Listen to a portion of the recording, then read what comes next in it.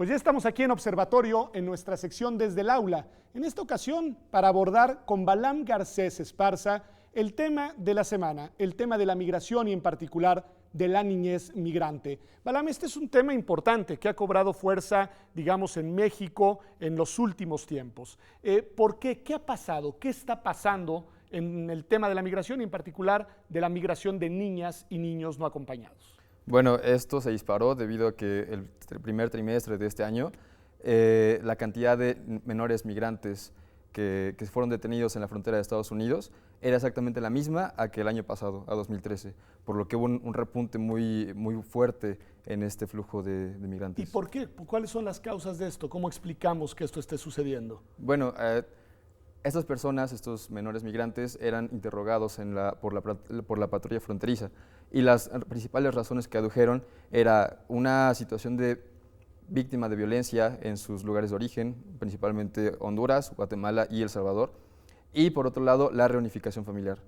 Personas que querían llegar con sus padres principalmente. ¿Te parece si nos detenemos en los dos temas? Porque creo que son muy importantes. Me dices que, según la voz de los propios niños y niñas, las causas principales de este fenómeno es, por un lado, el tema de la violencia.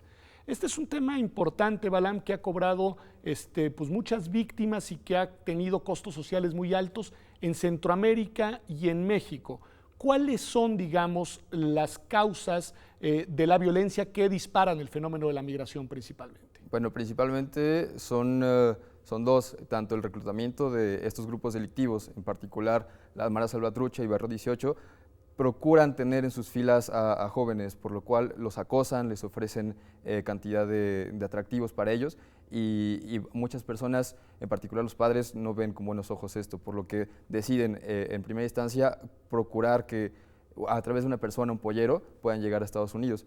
La otra, que viene siendo un poco más dramática, es que ellos son los que sufren. Las niñas son obligadas a ser novias de esos pandilleros, por lo que es como víctima más que como reclutamiento. Entonces tú dirías que por el lado de la violencia se han generado contextos absolutamente, digamos, agobiantes y que tienen como factor de expulsión, por un lado, el riesgo de que estas personas terminen involucradas en actividades delictivas y por el otro lado que sean directamente explotadas por la violencia. Entonces, ese disparador me parece que es un disparador gravísimo, muy preocupante y que lamentablemente está presente en toda la región nuestra, digamos, porque México no es excepción. Y por el otro lado decías el tema de la reunificación.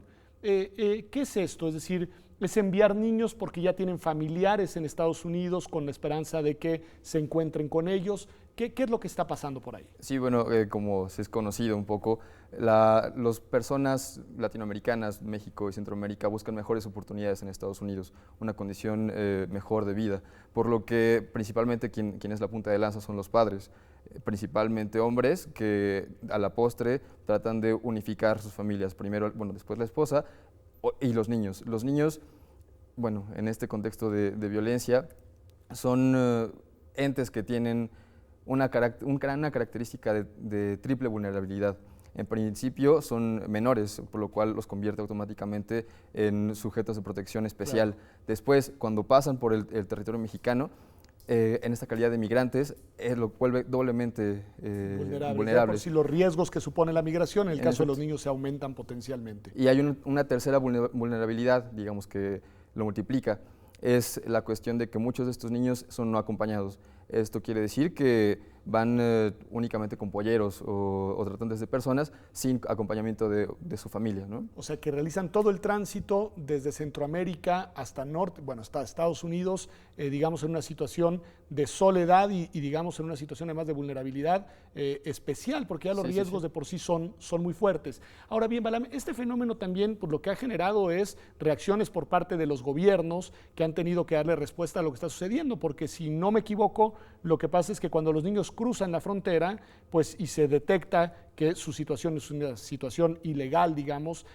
si son mexicanos se les regresa inmediatamente a territorio mexicano, ¿no? Pero, y si son centroamericanos, ¿qué sucede con ellos? Bueno, también tenemos que tomar en cuenta que las políticas migratorias han tomado especial énfasis las detenciones han incrementado, no únicamente porque el flujo crezca, sino porque los gobiernos de México y Estados Unidos han endurecido las prácticas para evitar este flujo, tomando como la frontera sur de México el primer filtro y el segundo, bueno, la frontera con Estados Unidos. En particular con los niños centroamericanos, lo que se les ofrece a partir de una ley que se promulgó por 2008 durante la administración de Bush, era que a los niños centroamericanos se les beneficiaba con la reunificación familiar. En este sentido, si tenían un familiar dentro del territorio norteamericano, se les contactaba y era más probable que se les... Ahí está el incentivo fuerte, sí, ¿no? Sí. Ahí está, supongo, uno de los disparadores que explican este fenómeno. Pero después, pues cuando los niños no se les reunifica y cuando no se les regresa hasta Centroamérica, se están quedando en la frontera, si no me equivoco, Balam. A veces los mexicanos los avientan, ¿no?, a toda la franja territorial. Los centroamericanos hay diversas posibilidades. Algunos solicitan el refugio y se les otorga. Estados Unidos en este sentido ha sido un poco laxo en esta política, por lo que también ha incrementado. Y otros solicitan el refugio en México, el cual ha sido en muchos casos denegado. Aproximadamente el 80% de las peticiones de refugio hacia las autoridades nacionales han sido negativas. Les ha negado O sea, México tiene una tendencia a no otorgar refugio en estos temas, lo cual es un tema también para una reflexión. Balam, si lo pensamos desde el punto de vista de los derechos humanos, un tema que a ti y a mí nos interesa mucho y un tema que además, digamos, es de constante y permanente urgencia en países como el nuestro, ¿qué podemos decir desde la perspectiva de los derechos humanos sobre este tema? ¿Qué te despierta? ¿Qué reflexión? Bueno, principalmente que las condiciones en las que esas personas hacen su tránsito son terribles, ¿no? A las personas se les detiene como si fueran delincuentes y luego a partir de esto se les trata como detenidos en centros de reclusión migrante.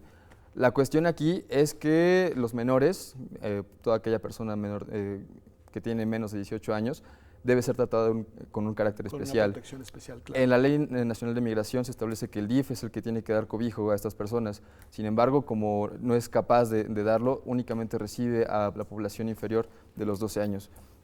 Por lo que de 12 a 18 años están con población general, durmiendo en camas de losas, con una alimentación deficiente y una atención médica también paupérrima.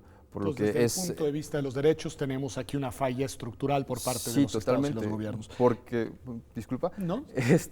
Los derechos humanos son universales, no se portan con la persona. Claro. El que sean hondureños o salvadoreños no significa que no tengan la protección en el territorio mexicano. Pues con esta reflexión universalista y perfectamente en sintonía con la mejor tradición de los derechos humanos, cerramos esta sección, tu sección, Balam, la sección desde el aula, en la que en verdad me da mucho gusto que nos hayas acompañado y en la que espero que nos sigas acompañando hacia adelante. Quédese con nosotros, vamos a un corte y ya regresamos en unos minutos.